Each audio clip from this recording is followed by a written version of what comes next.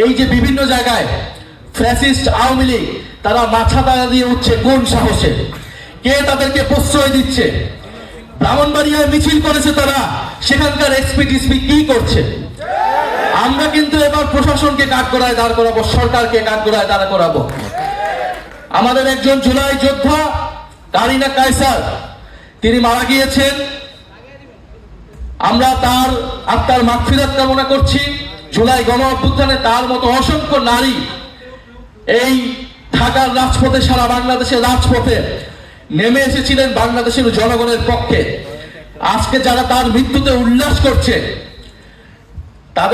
তাদের প্রতি আমরা ইনসাফ করব, কারণ ওসমান হাদি আমাদেরকে এটাই শিখিয়ে গিয়েছে। কিন্তু এই পুরো উল্লাস কিন্তু আমরা মনে রাখছি এবং তাদেরকে বিচারের আওতায় আনতে হবে সারা দেশে এবং অনলাইনে।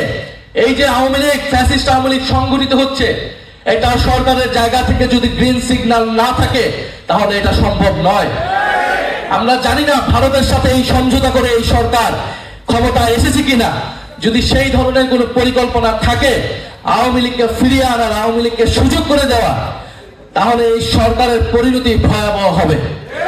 আমরা বলবো আপনারা ন্যায় বিচারের পথে যান, আইনের পথে যান, আপনারা বিচারের আওতায় আনুন এবং নিষিদ্ধ সংগঠন, এই যে বিভিন্ন মিডিয়া নিষিদ্ধ সংগঠন কৃষকের ধান কেটে দেয় সেটা আপনারা প্রচার করছেন। কৃষকের ন্যায্য মূল্য যারা দেয় নাই, কৃষকের সারের যারা লুটপাট করছে, যাদের দলীয় কর্মীরা বাংলাদেশের ব্যাংকের টাকা যারা লোপাট করেছে, তাদের পক্ষে যাদের এখন দরদ উঠলে উঠছে, আর যে সকল মিডিয়া সেগুলো প্রচার করছে, বাংলাদেশের জনগণ কিন্তু সে সকল মিডিয়াকেও দেখছে। মিডিয়ায় পতিত আওয়ামী ফ্যাসিস্ট কারা অনুপ্রবেশ করছে এটা কিন্তু আমরা খুব ভালোভাবেই নজর রাখছি।